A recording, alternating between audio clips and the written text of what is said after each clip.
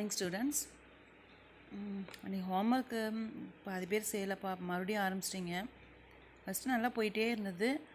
இப்போ பார்த்தீங்கன்னா அன்னைக்கு சாட்டர்டேன்னு இல்லை டியூஸ்டேயில் ஹோம்ஒர்க் சரியாக வரல. கேர்ள்ஸில் ஓரளவுக்கு வராங்க, கேர்ள்ஸுமே நிறைய பேர் வரல அந்த தடவை. என்னாச்சு சொல்லிகிட்டே இருக்கணுமா கண்ணே? இப்போ நீங்கள் படிச்சிங்களா, உங்களுக்கு தானே நல்லது. திடீர்னு பார்த்தீங்கன்னா அந்த காலேஜிலலாம் டெஸ்ட் வச்சாங்க இல்லைங்களா, ஃபோனில் அந்த மாதிரி தான் வைப்பாங்கன்னு நினைக்கிறேன். ஃபோனில் வைப்பாங்க, பார்த்து எழுதலாம்லாம் நினச்சிடாதீங்க. அசைஞ்சா கூட அதுக்கு சிக்னல் வருமா, மார்க் லெஸ் ஆகுமா.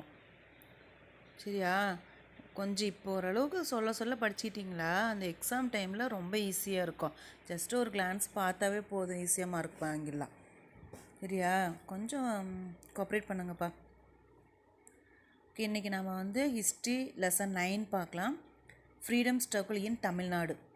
நம்ம தமிழ்நாட்டில் விடுதலை போராட்டம் எப்படி நடந்தது அப்படிங்கிறத நம்ம இந்த லெசனில் பார்க்க போகிறோம். சரிங்களா? ஆப்ஜெக்டிவ்ஸ்ன்னு பார்த்தோம்னா காலனி எதிர்ப்பு போராட்டம் and colonial struggles in Tamil Nadu. காலனி எதிர்ப்பு போராட்டம் எப்படி நடந்தது. அதுக்கப்புறம் contribution of Christian missionaries to the development of education. அதாவது நம்மளுடைய எஜுகேஷனுக்கு கிறிஸ்துவ நிறுவனத்துடைய பங்களிப்பு என்ன அப்படிங்கிறத பற்றியும், challenge of the Justice to the Congress in Tamil Nadu. தமிழ்நாட்டில் காங்கிரஸ்க்கு நீதி கட்சியோட சவால் எப்படி பண்ணாங்க அதை பற்றியும் பார்ப்போம். அதுக்கப்புறம் militant mass movement of Congress in Tamil Nadu. Congress இயக்கத்தோட போர்க்குணம் என்ன, எப்படி இருந்தது, நம்மளுக்காக எப்படி போராடினாங்க அப்படிங்கிறத பற்றி தான் நம்ம இந்த லெசனில் பார்க்க போகிறோம். சரிங்களா? இன்ட்ரடக்ஷன். இப்போ பார்த்தோம்னா தமிழ்நாடை பொறுத்தவரையிலும் showed the lead in resisting colonial rule. காலனி எதிர்ப்பதில் ரொம்ப இதாக இருந்தாங்க. As early as the late 18th century, the Palayakkaras resisted the English attempts to establish the political hegemony in Tamil Nadu.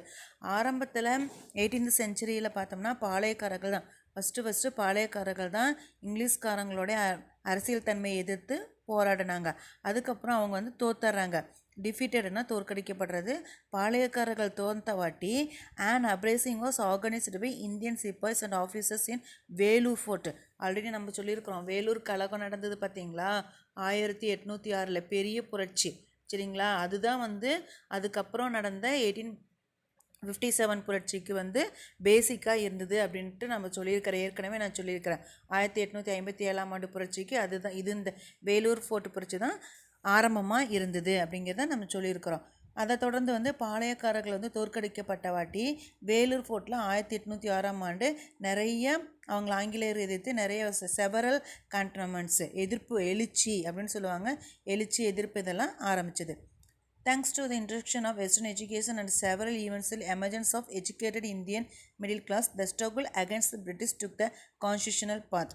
The freedom of struggle in Tamil Nadu was unique because from the beginning it was not only a struggle for independence from the English rule but also struggle for independence from social disability imposed by the obnoxious caste system. அதாவது அதுக்கப்புறம் நிறையா எல்லாம் எதிர்த்து போராட ஆரம்பிக்கிறாங்க. ஆனால் இந்த இந்திய அதாவது அவங்களை எதிர்த்து நடத்திருக்கிற அந்த போராட்டம் நம்ம சுதந்திரமாக நடமாடணும் அப்படிங்கிறதுக்கு மட்டும் கிடையாது. இந்த நம்மளுடைய ஒற்றுமை கலைக்கிறதுக்காக இருக்கிற அந்த கேஸ்ட் சிஸ்டம் அப்படிங்கிறதுல நம்ம ஜாதி வேறுபாடு அப்படின்னு சொல்கிறாங்க பார்த்தீங்களா, அதுலேருந்து நம்ம வெளியே வரணும். முக்கியமாக அதுக்கோசரம் தான் நமக்கு இண்டிபெண்டன்ஸ் வேணும் அப்படின்ட்டு நினைக்கிறாங்க. இந்த லெசனை பொறுத்த வரையில் நம்ம பார்த்தோம்னா அந்த அதாவது in this lesson we shall study role played a nationalist wedded to the diverse ideologies in Tamil Nadu. நிறையா கருத்தியல்புலாம் இருக்கிறாங்க பார்த்தியா, அந்த கருத்தியல்பு கொண்ட தேசியவாதிகளுடைய அவங்க என்ன செஞ்சாங்க, நம்ம நாட்டுக்காக இண்டிபெண்டன்ஸ்க்காக என்ன செஞ்சாங்க அப்படிங்கிறத நம்ம இந்த லெசனில் பார்ப்போம். ஏர்லி நேஷனலிஸ்ட் ஸ்டிரிங் இன் தமிழ்நாடு. தொடக்க கால தேசிய அதிர்வுகள்னு சொல்லுவாங்க. அதாவது மிடில் ஆஃப் 19th செஞ்சுரியில் பார்த்தீங்கன்னா a group of educated middle class emerged in Madras and began to show interest in public affairs. ஆரம்பத்தில் 19th செஞ்சுரியில் நிறைய படித்த நடுத்தர வர்க்கத்தினர்னு சொல்லுவாங்க பார்த்தீங்களா, அவங்கெல்லாம் மெட்ராஸில் நிறைய பப்ளிக் பொதுமக்களுக்கு தேவையான பிரச்சனைகளை தீர்ப்பதில் தலையிட ஆரம்பிக்கிறாங்க. அதை தொடர்ந்து as in other parts of India the formed political association such as Madras Native Association and the Madras Mahajana Sabha to articulate the grievances. அதை தொடர்ந்து நிறையா போராடணும் அப்படின்னு நினைக்கிறாங்க. அந்த சமயத்தில் தன்னுடைய குறைகள் எல்லாத்தையும் சொல்லத்துக்காக எதில் வந்து ஜாயின் பண்ணுறாங்க அப்படின்னா மெட்ராஸ் நேட்டிவ் அசோசியேஷன், அதுக்கு என்ன சொல்லுவாங்க, சென்னை வாசிகள் அமைப்பு அப்படின்னு சொல்லுவாங்க, சங்கம், சென்னை வாசிகள் சங்கம். அப்புறம் இன்னொன்று வந்து சென்னை மகாஜன சங்கம் அப்படிங்கிற அமைப்பில் வந்து சேர்ந்துக்கிட்டு தங்களுடைய குறைவைகள் எல்லாத்தையும் நிவர்த்தி செய்யணும் அப்படின்ட்டு அதில் சேர்ந்து போராட்டம் நடத்த ஆரம்பிக்கிறாங்க. இப்போ Madras native association MNA was earliest organization to be founded in South India to articulate larger public rather than scattering interest. It was started by Kachlu Lakshmi Narasimha Srinivasana and their associates in 1852. அன்லே பண்ணிக்கோங்க, Madras native association அப்படிங்கிறது எப்போ அமைச்சாங்க அப்படின்னா 1852. தங்களுடைய தேவைகளை நிவர்த்தி செய்வதற்காக, அதாவது வந்து பொதுமக்கள் வந்து சொன்னாங்களா அந்த பிரச்சனைகள் எல்லாம் சரி பண்ணி அவங்களுக்கு சோசியல் ஒர்க்குன்னு சொல்கிறது நார்மலாக சொன்னால், அதுக்காக அமைக்கப்பட்டது தான் இந்த மெட்ராஸ் நேட்டிவ் அசோசியேஷன் அப்படிங்கிறது. சரிங்களா? எப்போ அமைச்சாங்க அப்படின்னா 1852. இது யாரால் ஸ்டார்ட் பண்ணப்பட்டது அப்படின்னா கச்லு லக்ஷ்மி நரசிம்மு ஸ்ரீனிவாசனா இவங்களால். இதில் மேக்ஸிமம் பார்த்தீங்கன்னா யார் தான் பங்கு பெற்றாங்க அப்படின்னா மர்ச்சன்ட்ஸ், வணிகர்கள் தான் இதில் மேக்ஸிமம் இருந்தாங்க.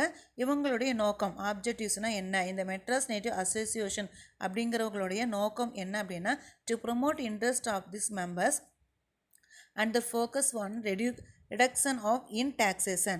It also protested against the support of the government to Christian missionary activities.